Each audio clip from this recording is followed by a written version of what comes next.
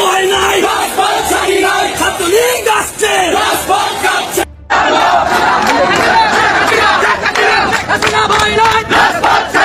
সাবেক প্রধানমন্ত্রী জননেত্রী শেখ হাসিনাকে সসম্মানে বাংলাদেশে ফিরে এনে তাকে আবার পুনরায় বাংলাদেশের প্রধানমন্ত্রী। আওয়ামী লীগ পুনর্বাসনের পরিকল্পনা কঠোরভাবে প্রতিহত করার ঘোষণা দিয়েছেন এনসিপির আহ্বায়ক নাহিদ ইসলাম। শনিবার দলটির ঢাকা মহানগর দক্ষিণের ইফতার আয়োজনে তিনি এই ঘোষণা দেন।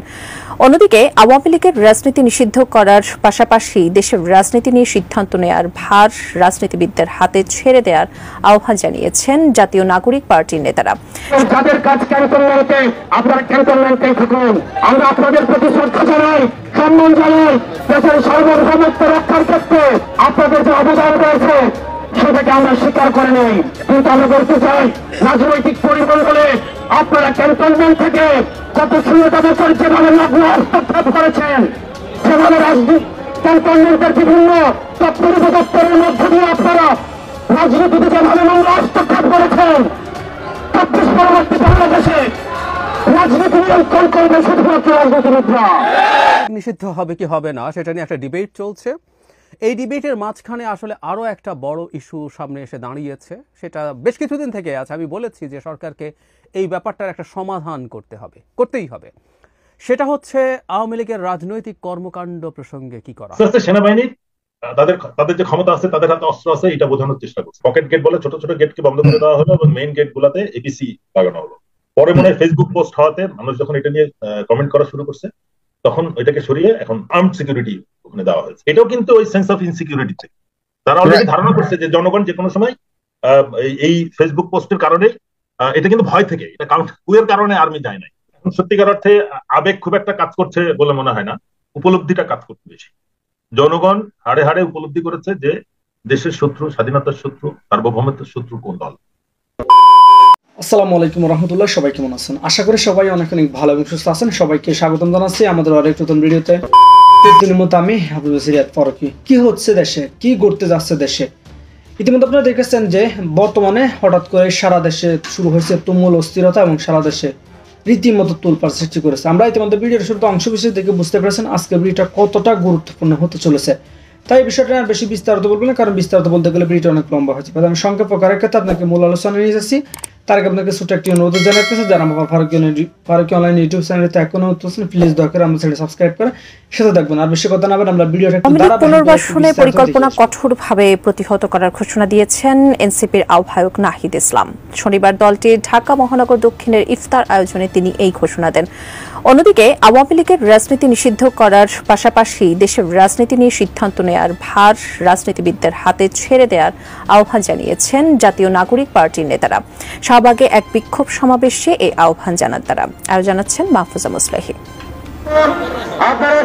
আওয়ামী লীগ নিষিদ্ধ ও 24-এর গণহত্যার বিচারের দাবিতে শনিবার বিকেলে শাহবাগে বিক্ষোভ সমাবেশ করে জাতীয় নাগরিক পার্টি। আওয়ামী লীগকে পুনর্বাসনের চেষ্টা করা হচ্ছে এমন অভিযোগ এনে দলটির নেতারা তা প্রতিহত করার ঘোষণা দেন। আওয়ামী লীগ ক্ষমতায় এসে বাংলাদেশে গণতন্ত্রের বদলে বাংলাদেশে তারা পাক শাল কায়েম করেছিল। আমাদের পুনর্জন্ম হতে পারে, কিন্তু আওয়ামী লীগের পুনর্বাসন আমরা হতে দেব না। ভোটের রাজনীতির মাধ্যমে আওয়ামী লীগকে পুনর্বাসন করা হলে আবারও ছাত্র জনতা ঐক্যবদ্ধ হয়ে লড়াইয়ে নামবে বলে হুঁশিয়ারি দেন তারা। চূড়ান্ত সিদ্ধান্ত হয়ে গিয়েছে। অ্যান্টিব্যাকটেরিয়াল অ্যাডিটিভ যুক্ত সেরা ওয়াটার ট্যাঙ্ক বিশুদ্ধ পানিতে ব্যাকটেরিয়া জন্মাতে দেয় না। আওয়ামী লীগের নাম, আওয়ামী লীগের মার্কা এবং আওয়ামী লীগের আদর্শ এই বাংলাদেশের রাজনীতি করার অধিকার হারিয়েছে। পরবর্তী বাংলাদেশ হবে next Bangladesh is without Awami League. পরে সমাবেশকারীরা মিছিল নিয়ে কেন্দ্রীয় শহীদ মিনারে যান। অন্যদিকে আওয়ামী লীগ পুনর্বাসনের পরিকল্পনা কঠোরভাবে প্রতিহত করার ঘোষণা দিয়েছেন এনসিপির আহ্বায়ক নাহিদ ইসলাম। শনিবার দলটি ঢাকা মহানগর দক্ষিণের ইফতার আয়োজনে তিনি এই হুঁশিয়ারি দেন। আওয়ামী লীগের পুনর্বাসন কোন ধরনের পরিকল্পনা করলে তাকে কঠোর হস্তে দমন করা হবে। শুধু আওয়ামী লীগ নয়, এই ফ্যাসিজমের যত দোষর রয়েছে, সুবিধাভোগী রয়েছে, তাদেরকেও বিচারের আওতায় আমরা নিয়ে আসার আহ্বান জানাচ্ছি। এর আগে সকালে আওয়ামী লীগের রাজনীতি নিষিদ্ধ করতে সরকারকে 48 ঘন্টার সময়সীমাও বেঁধে দেন 24-এর গণ অভ্যুত্থানের আহত ছাত্র জনতা। Mahfuza Muslehi, ATN news, Dhaka. আওয়ামী লীগ নিষিদ্ধ হবে কি হবে না সেটা নিয়ে একটা ডিবেট চলছে। এই ডিবেটের মাঝখানে আসলে আরও একটা বড় ইস্যু সামনে এসে দাঁড়িয়েছে, সেটা বেশ কিছুদিন থেকে আছে। আমি বলেছি যে সরকারকে এই ব্যাপারটার একটা সমাধান করতেই হবে। সেটা হচ্ছে আওয়ামী লীগের রাজনৈতিক কর্মকাণ্ড প্রসঙ্গে কি করা হবে। কারণ আমরা গতকালই দেখেছি ধানমন্ডি 27 নম্বরে আওয়ামী লীগ ছাত্রলীগের লোকজন একটা মিছিল অ্যারেঞ্জ করেছে এবং সেটায় হামলা করা হয়েছে। এবং আমি দেখলাম ছাত্রদল বা বিএনপির অনেকেই সেটায় তাদেরকে প্রতিরোধ করায় তারা রোল প্লে করেছেন বলে নিজেদের নাম ছবি দিয়ে স্ট্যাটাস দিচ্ছেন, যে এক ধরনের বীরত্ব তারা দেখাচ্ছেন। একটা রাষ্ট্রে, একটা গণতান্ত্রিক সমাজে যেখানে একটা রাষ্ট্র এক্সিস্ট করে, সেখানে এই ধরনের কোনো পদক্ষেপ ছাত্রদল, ছাত্র শিবির বা আর কেউ, সাধারণ জনগণ কারোই নেওয়ার কোনো অধিকার নেই। এই ব্যাপারটা বুঝতে হবে। এবং আমি বিশ্বাস করি এটাকে কেন্দ্র করেই একটা বড় কেওস আওয়ামী লীগ তৈরি করবে। নট অনলি দ্যাট, কিছুদিন আগে গোপালগঞ্জে একটা পুলিশের উপরে হামলা হয়েছিল, কারণ পুলিশ এক আওয়ামী লীগ নেতাকে ধরে নিয়ে গিয়েছিল আওয়ামী লীগের লিফলেট বিতরণকালে। তারপর তারা পাল্টা হামলা করে, পুলিশের গাড়ি ভাঙচুর করে। কিন্তু আমরা যদি প্রশ্ন করি আওয়ামী লীগের এই যে লিফলেট দেয়া যাবে না, এটা কে বলেছে? এটা কিভাবে আমরা বলছি?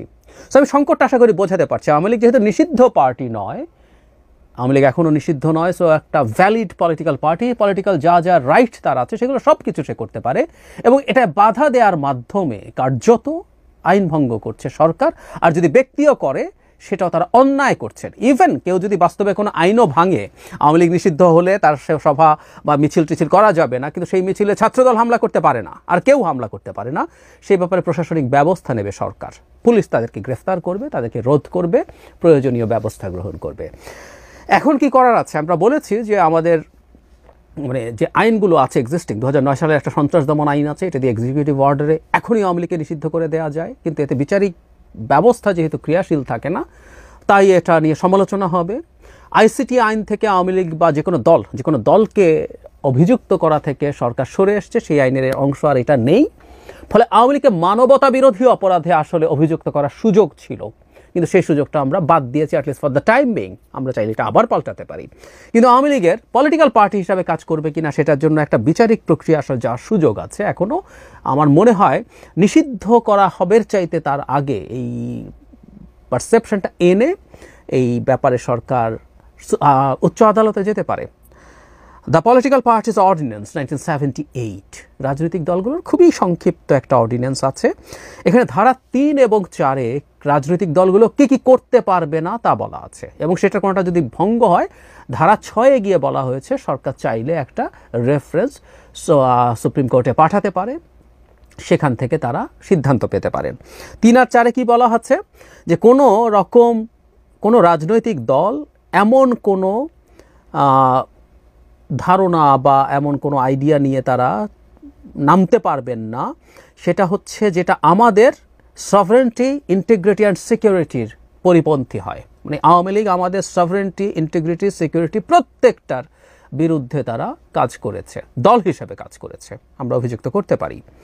বলা হচ্ছে আমাদের কোনো পার্টি তৈরি হতে পারবে না, কোনো ব্যক্তি এমন পার্টি তৈরি করতে পারবেন না যেটা ফরেন এইডেড কোনো পার্টির সাথে তাদের কোনো রকম কোনো যোগাযোগ আছে, এরকম কিছু যদি হয়।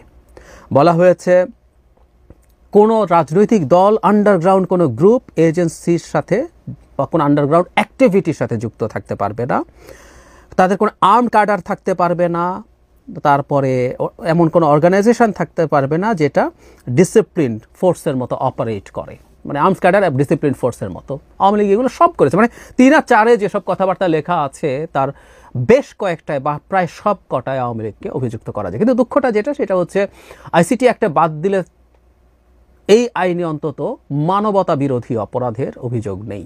আইসিটি অ্যাক্টে যদি থাকতো তাহলে আমরা মানবতা বিরোধী অপরাধে আওয়ামী লীগকে অভিযুক্ত করতে পারতাম, এবং আওয়ামী লীগ মানবতা বিরোধী অপরাধ করেছে, কোনো সন্দেহ নাই। যাই হোক, এর মধ্যেও আওয়ামী লীগ অনেকগুলো ভায়োলেট করে, এগুলোর মাধ্যমে বিচারিক প্রক্রিয়া আওয়ামী লীগকে নিষিদ্ধ করার সুযোগ আছে। বিচারিক প্রক্রিয়ার দিকে সরকার কতটুকু যাবে না যাবে, আবারও বলছি, আমি বহু আগে একবার বলেছি যে কোনো একটা বিচারিক প্রক্রিয়া তাকে নিয়ে তার কর্মসূচি বা কর্মকাণ্ডের ব্যাপারে স্থগিতাদেশ চাইতে হবে যতদিন পর্যন্ত সেই বিচারিক প্রক্রিয়াটা শেষ না হয়। এটাই একটা অপশন হতে পারে। আমার মনে হয় সরকারের এই আইনটার মাধ্যমেই, এই আইনটার ভিত্তিতেই সরকারের এই রেফারেন্স উচ্চ আদালতে চাওয়া উচিত এবং সেটা অ্যাপিল করা উচিত যাতে আওয়ামী লীগের কর্মকাণ্ড at least for the time being বন্ধ থাকে। তখন আওয়ামী লীগ এবার সমাবেশ করতে চাও বা তারা মিছিল করতে চাক, লিফলেট দিতে চাক, সেগুলোর ব্যাপারে প্রশাসন এবং আইন শৃঙ্খলা রক্ষাকারী বাহিনী ব্যবস্থা নিতে পারবে। কোনোভাবেই ছাত্রদল বা আর কেউ নয়। আমি ছাত্রদলের প্রতি আহ্বান জানাই, আপনারা রাজনীতি করেন, আপনাদের কোনোদিন ক্ষমতায় যাওয়ার সম্ভাবনা আছে, বেশিই আছে, ভালোই আছে, কিন্তু এটাও আপনাদের মনে রাখতে হবে একটা রাষ্ট্র কীভাবে অপারেট করে। আমি এটা মানি, জানি, এই দেশের পলিটিক্স আমি দেখি, অবজার্ভ করি, গভীরভাবেই দেখার চেষ্টা করি। ছাত্রদল আপনাদের উপরে ভীষণ অত্যাচার নির্যাতন আওয়ামী লীগ করেছে, কোনো সন্দেহ নেই, এবং বছরের পর বছর করেছে। বাংলাদেশের ইতিহাস জুলাই আগস্টের ইতিহাস না, শেখ হাসিনার বিরুদ্ধে যে লড়াইয়ের ইতিহাস, এটা আমি জানি, এটা আমি বহুদিন থেকে বলছি। আপনারা ব্যক্তিগতভাবে সাফার করেছেন, কিন্তু কখনোই এই ধরনের কোনো কর্মকাণ্ডে অংশ আপনারা নিতে পারেন না। আওয়ামী লীগ যখন আহ্বান করতো বিএনপির নাশকতা ঠেকানোর জন্য তারা রাস্তার মোড়ে মোড়ে বসে থাকবে, তীব্র প্রতিবাদ করেছে আওয়ামী লীগের যুগেও। আওয়ামী লীগের বড় বড় নেতার মুখ থেকে এই কথাটা বন্ধ করেছি, যে কয়েকজন তার মধ্যে আমি একবার সামনেই থাকবো, যে আপনাকে এই রাইট কে দিয়েছে? এই রাইট কেউ দেয়নি, ছাত্রদল কেউ দেয়নি।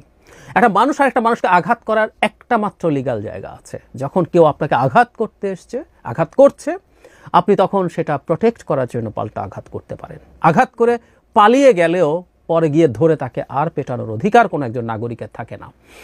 আমার কাছে প্রায়ই মনে হয়, যখন আমি এই কথাগুলো বলি, আমাকে অনেকেই মনে করে, যখন অনেক আগে সবাই ক্রস ফায়ারের পক্ষে ছিল, তখনও যখন বলতাম খুব ইউটোপিয়ান বলতেন, কিন্তু এই কথাগুলো আমি বলে গেছি, সবসময় বলে গেছি, এখনও বলে যাচ্ছি, ভবিষ্যতেও বলে যাব।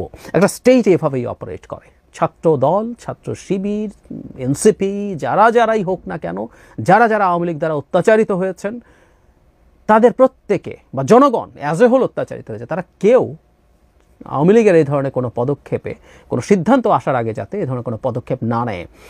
এটার একটা অন্য ডাইমেনশনও আছে। এই যে ঘটনাগুলো, এই মিছিলটা কেন হলো, এই মিছিলটা আসলে হলো আওয়ামী লীগ চেয়েছে এই হামলাটা হোক, এই হামলাটা তারা সেল করবে গ্লোবালি, এবং সত্যিকার অর্থেই এটা নিয়ে আমাদের সরকার চাপের মুখোমুখি হবে, এবং আওয়ামী লীগ এক ধরনের ভিকটিম হচ্ছে এই ন্যারেটিভ তৈরি করতে পারবে। এটা করতে না দেই। আর এটা যদি নাও থাকে, আমাদের দেশটাকে আমরা গণতান্ত্রিকভাবে গড়ে তুলতে চাই, সো গণতান্ত্রিক রীতিনীতি, একটা আধুনিক গণতান্ত্রিক রাষ্ট্র কিভাবে চলে, যেভাবে চলে, সেভাবেই আসলে আমাদের সব কিছু করতে হবে। এর বাইরে কোনো কিছু হওয়ার কোনো সুযোগ নেই। আপনাদের যাদের কাজ ক্যান্টনমেন্টে, আপনারা ক্যান্টনমেন্টেই থাকুন। আমরা আপনাদের প্রতি শ্রদ্ধা জানাই, সম্মান জানাই। দেশের সার্বভৌমত্ব রক্ষার ক্ষেত্রে আপনাদের যে অবদান রয়েছে সেটাকে আমরা স্বীকার করে নেই, কিন্তু আমরা বলতে চাই, রাজনৈতিক পরিমণ্ডলে আপনারা ক্যান্টনমেন্ট থেকে গত 16টা বছর যেভাবে নগ্ন হস্তক্ষেপ করেছেন, যেভাবে ক্যান্টনমেন্টের বিভিন্ন দপ্তর উপদপ্তরের মধ্য দিয়ে আপনারা রাজনীতিতে যেভাবে নোংরা হস্তক্ষেপ করেছেন, 24 পরবর্তী বাংলাদেশে রাজনীতি নিয়ন্ত্রণ করবে শুধুমাত্র রাজনীতিবিদরা। ইনক্লুসিভ ইলেকশনের যে বয়ান এখন দেওয়া হচ্ছে, আমরা প্রশ্ন রাখতে চাই, 2014 সালে যখন 153টা আসনে কোনো ভোট হয় নাই, তখন আপনাদের ইনক্লুসিভ ইলেকশন কোথায় ছিল? আমরা আপনাদের কাছে বিনয়ের সাথে প্রশ্ন রাখতে চাই, 2018 সালে যখন মিডনাইট ইলেকশন অনুষ্ঠিত হলো, তখন আপনাদের ইনক্লুসিভ ইলেকশন কোথায় ছিল? আস্তে আস্তে সেনাবাহিনী তাদের যে ক্ষমতা আছে, তাদের হাতে অস্ত্র আছে, এটা বোঝানোর চেষ্টা করছে। পকেট গেট বলে ছোট ছোট গেটকে বন্ধ করে দেওয়া হলো এবং মেইন গেট গুলাতে এপিসি লাগানো হলো। পরে মনে হয় ফেসবুক পোস্ট হওয়াতে মানুষ যখন এটা নিয়ে কমেন্ট করা শুরু করছে, তখন ওইটাকে সরিয়ে এখন আর্মড সিকিউরিটি ওখানে দেওয়া হয়েছে। এটাও কিন্তু ওই সেন্স অফ ইনসিকিউরিটি থেকে তারা অলরেডি ধারণা করছে যে জনগণ যে কোনো সময় এই ফেসবুক পোস্টের কারণে, এটা কিন্তু ভয় থেকে, এটা কুয়ের কারণে আর্মি যায় নাই। এখন সত্যিকার অর্থে আবেগ খুব একটা কাজ করছে বলে মনে হয় না, উপলব্ধিটা কাজ করতে বেশি। জনগণ হাড়ে হাড়ে উপলব্ধি করেছে যে দেশের শত্রু, স্বাধীনতার শত্রু, সার্বভৌমত্বের শত্রু কোন দল, এবং তারা গত 16 বছরে দেশের কি ক্ষতি করেছে। এখন যে কথাটা আমি বলতে চাচ্ছি, যে অনেকে বলতেছে যে কনস্টিটিউশন চেঞ্জ করতে হবে একটা ইলেক্টেড গভর্নমেন্ট দিয়ে, কিন্তু আমরা দেখলাম যে ইলেকশন রুল যেটা আওয়ামী লীগ করে গিয়েছিল বা যেটার পরিপ্রেক্ষিতে জামাতকে ব্যান করা হলো, ওই আইনটা কিন্তু সংশোধন হয়েছে অলরেডি, এবং সেটা ড্রাফটে ছিল কোন সন্ত্রাসী কর্মকাণ্ডে জড়িত হলে রাজনৈতিক দল তাকে 10 বছরের জন্য ইয়ে করা হবে, ব্যান করা হবে। কিন্তু সেটাও যখন গেজেট পাবলিশ হয় তখন পুরো জিনিসটাই গায়েব হয়ে যায়। তার মানে রাজনৈতিক দলকে আর ব্যান করা যাবে না, বা 10 বছরের জন্য ব্যানটা প্রযোজ্য হবে না। এটা তো ইলেকশন ছাড়াই হয়েছে, ইলেক্টেড গভর্নমেন্ট ছাড়াই তো এটা করছে। তাহলে কেন এটা প্রশ্ন আসতে পারে যে কেন এটা বাদ দেওয়া কি স্বার্থে? বা 10 বছরের জন্য যেটা জনগণের দাবি ছিল যে আওয়ামী লীগের বিচার না হওয়া পর্যন্ত, গুম খুনের বিচার না হওয়া পর্যন্ত আওয়ামী লীগ যেন ইলেকশন না করতে পারে, তো এই দাবিটা যারা অগ্রাহ্য করেছে তাদেরকে অবশ্যই হিসাবে আনতে হবে। আইন মন্ত্রণালয়কে আওয়ামী লীগ তো নিষিদ্ধ করেছে, জামাত ইসলামীকে দল ব্যান করে দিয়েছে। ইভেন ওই এমনও দেখেছি আজকে একটা ভিডিও ভাইরাল হয়েছে, আওয়ামী লীগের তৎকালীন সময় যুবলীগের চেয়ারম্যান তিনি স্বরাষ্ট্র মন্ত্রণালয়ের সাথে তৎকালীন সময় স্বরাষ্ট্রমন্ত্রীর কাছে তিনি একটা স্মারকলিপি প্রদান করে সেখানে দাবি করেছেন যে বিএনপিকেও যেন জামাত ইসলামের মতো নিষিদ্ধ করা হয়। নিষিদ্ধের পরিকল্পনা ছিল তাদের সব পরিকল্পনা। এটা বিএনপি যদি বুঝতে ভুল করে তাহলে মনে করি তাদের জন্য একটা পলিটিক্যাল ডিজাস্টার হয়ে। কিন্তু প্রবলেম হলো তৎকালীন সময় একটা সরকার ছিল, এখন তো সেই সরকার নাই যে কোন একটা দলকে নিষিদ্ধ করবে, কারণ ওই দল এটাও তো কনস্টিটিউশনের আওতায় একটা সরকার। আমরা ইন্টারিম বলি, রিভলিউশনারি বলি, আর বিপ্লবিক বলি, যেটাই বলি, এটা তো একটা কনস্টিটিউশন অ্যাপ্রুভড, যেটা হাইকোর্ট যেটা ওকে করছে, এবং এটা ওই কারণেই আইন সংস্কার। তাহলে এতগুলো সংস্কার কমিশন কি করতেছে? আমরা যদি বলি যে ইলেক্টেড গভর্নমেন্ট লাগবে, এটা ইলেক্টেড গভর্নমেন্ট পরবর্তীতে সরকার এসে এগুলোকে আবার অ্যাপ্রুভাল দিবে, রেকটিফাই করবে। আমরা কিন্তু অলরেডি একটা ওয়ার্নিং পেয়েছি যে এখন যদি সরকার সংস্কার করে আমরা সেটা আবার আগের অবস্থায় ফেরত। এটাও কিন্তু একটা মানে মানুষের কাছে অবাক করা বিষয় যে তাহলে তো ইলেকশন দরকার নাই। ইলেকশন আসলে যদি আবার ইলেক্টেড গভর্নমেন্ট আগের অবস্থায় ফেরত যায়, আমরা আওয়ামী লীগের মতো আরেকটা গভর্নমেন্ট দেখতে পাই। তারা রেকটিফাই করবে বলছেন আপনি, কিন্তু তারা কিন্তু রেকটিফাই করবার হুঁশিয়ারি দিয়েছে, এটা মাথায় রাখতে হবে। আমি সেইগুলো বিষয় নিয়ে কিন্তু জনগণের, আমি যেটা ফিল করতেছি, জনগণের মতামতকে গুরুত্ব দেওয়া অবশ্যই উচিত রাজনৈতিক দলকে। কিন্তু আমাদের কালচারটা হচ্ছে আমাদের তো ভোট প্রয়োজন হয় না। আপনি যে বলতেছেন আওয়ামী লীগের এই 30% 35% ভোটার কোথায় যাবে? ওরা কি সত্যিকার অর্থে কখনো ভোট দিয়েছে? আওয়ামী লীগের লোকের তো ভোট দেয় নাই। এক একটা সেন্টারে 2% 3% লোক ভোট দিয়েছে।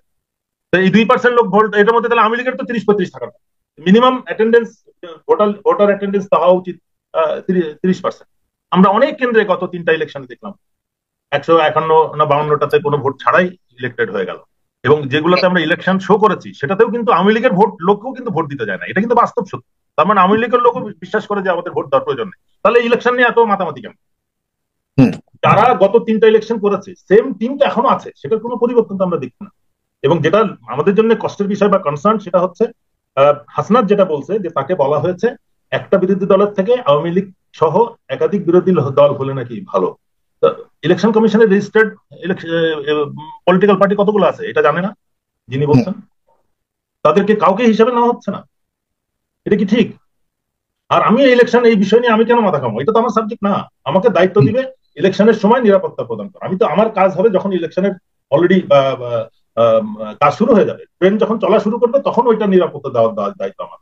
ইলেকশন কবে হবে সেটা, কে বিরোধী দল থাকবে, কে থাকবে, একজন বক্তা মানে দর্শক যেটা বললেন যে কু হয়ে গেছে, কাউন্টার, সত্যিকার অর্থে কাউন্টার কু হয় নাই। হয়েছে যেটা, সেনাবাহিনী ইনাইট টু সিভিল পাওয়ার বর্তমান সরকারের সাথে আছে। তাদের রোলটা হচ্ছে ইনাইট টু সিভিল পাওয়ার, মানে সরকারকে আইন শৃঙ্খলা রক্ষার কাজে তারা সহায়তা দিবে। তারা জি, আমি এই পয়েন্ট গুলো বলতেছি। এই কাউন্টার কুটা হয় নাই, বাস্তবে এটা হয় না কেন? আজকের যে বায়তুল মোকাররমের ঘটনা হচ্ছে যে গতকালের এই হাসনাতের ফেসবুক পোস্টের উপরে আজকে নর্মালি নামাজের পরে মুসল্লিরা ওখান থেকে একটা আন্দোলন করার চেষ্টা করে। ওইটাকে প্রিভেন্ট করার জন্যই কিন্তু এই প্রিভেন্টিভ মেজারটা নেওয়া হয়েছে, যেহেতু এইবার থ্রেট ছিল সেনাপ্রধান বা সশস্ত্র বাহিনী বা ঢাকা ক্যান্টনমেন্ট। কিন্তু এটা খুব অবাক করা বিষয়, ওইখানে এই ফোর্স পাঠানো হলো, আমাদের আর্মির সদস্যদেরকে ওখানে পাঠানো হলো যেন কোনো আন্দোলন না হয়। তার মানে তারা অলরেডি এটা জানে, তাদের এটা জ্ঞাত একটা বিষয় যে এরকম কিছু একটা হয়েছে, সুতরাং একটা প্রতিক্রিয়া হতে পারে। এত কিছু কোনো ধরনের অফিসিয়াল স্টেটমেন্ট দিতে পারলো না, এখন পর্যন্ত দেয়নি। এটা কেমন? আমরা প্রথম প্রতিক্রিয়াটা দেখলাম সকালবেলা, প্রত্যেকটা গেটে ওই যেগুলা গেট, পকেট গেট বলে ছোট ছোট গেটকে বন্ধ করে দেওয়া হলো এবং মেইন গেট গুলাতে এপিসি লাগানো হলো। পরে মনে হয় ফেসবুক পোস্ট হওয়াতে মানুষ যখন এটা নিয়ে কমেন্ট করা শুরু করছে তখন ওইটাকে সরিয়ে এখন মানে কি বলে আর্মড সিকিউরিটি ওখানে দেওয়া হয়েছে। এটাও কিন্তু ওই সেন্স অফ ইনসিকিউরিটি থেকে তারা অলরেডি ধারণা করছে যে জনগণ যে কোনো সময় এই ফেসবুক পোস্টের কারণে, এটা কিন্তু ভয় থেকে, এটা কুয়ের কারণে আর্মি যায় নাই, যে ওই ধরনের কোনো কার্যকলাপ যেন না হয়। ওই বাইতুল মোকাররম থেকে মুসল্লিরা যেন দৌড় দিয়ে জাহাঙ্গীর গেটে চলে না আসে। এবং ইনাইট টু সিভিল পাওয়ার আর্মির ওই অথরিটি আছে বলে নতুন করে কোনো আদেশ প্রয়োজন হয়নি। তাদের অলরেডি ফিল্ডে থাকার কথা, তারা ক্যাম্পে বসে রেস্ট করতো, তাদেরকে ডিউটি দেওয়া হয়েছে, তোমরা এটাকে রেজিস্ট করো, এটাই আমার ধারণা। তো সুতরাং কু হয় নাই বা কু হওয়ার কোনো সুযোগ নাই। মিডিয়া কন্ট্রোল কেন হবে না? মিডিয়াতে তো আগের সেটআপই রয়ে গেছে। তারা তো তাদের প্ল্যানটা বা তাদের পলিসিটা তো আগে যেভাবে নিত ওখান থেকে নাই। ওই আরাফাত যদি সত্যিকার অর্থে ইনস্ট্রাকশন দেয়, সেটা যে এখানে মানা হচ্ছে না আমি তো মানতে রাজি না। অবশ্যই মানা হচ্ছে, এই জিনিসটা বুঝতে হবে যে তাদের আদেশে এখনো তাদের যেহেতু তাদের লোক রয়েছে, প্রকাশ্যে না বললেও তারা ভিতরে ভিতরে তারা এগুলো মানতেছে। এবং যেটা আমি শুনলাম সশস্ত্র বাহিনী থেকে ডিজিএফআই যতটা না এগুলা ব্যান করতেছে বা মনিটর করছে, সেনাপ্রধানের স্টাফ যিনি ডাইরেক্টর ডিএমআই, উনি নাকি ফোন করতেছেন বেশি। আমার এই বক্তব্য যদি মিথ্যা হয় আমি বেশি খুশি হব।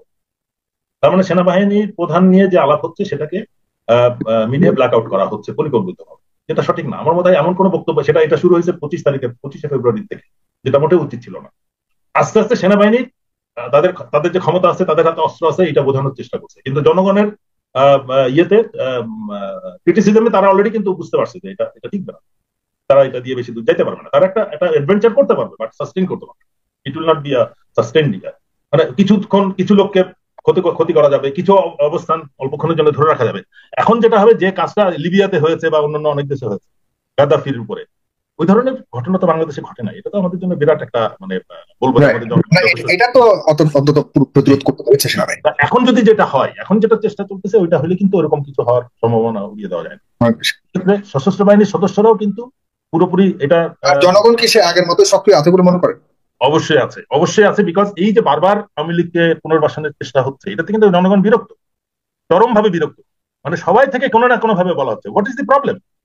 একটা রাজনৈতিক দল অপরাধ করছে, সেটা স্বীকৃত, জাতিসংঘ দ্বারাও স্বীকৃত, তাকে বিচারের আওতায় নিয়ে এসে তাকে নির্দোষ প্রমাণ করো। তার আগেই আমরা বলে দিচ্ছি তাকে ইলেকশন থেকে বাদ দেওয়া যাবে না, তার ব্যান করা যাবে না। জনগণ কোথায় যাবে? ভোটাররা, এই 30% ভোটার কোথায় যাবে? তাদের মতামতের বাইরে ডক্টর ইউনূস প্রধান উপদেষ্টা কিভাবে হবে? তারা তাকে পছন্দ করে না। এই ধরনের মানে অবান্তর প্রশ্ন করার প্রশ্নই ওঠে না। সত্যিকার অর্থে যদি ভোট অ্যারেঞ্জ না করা যায়, তাহলে ভোট না হয় ভালো।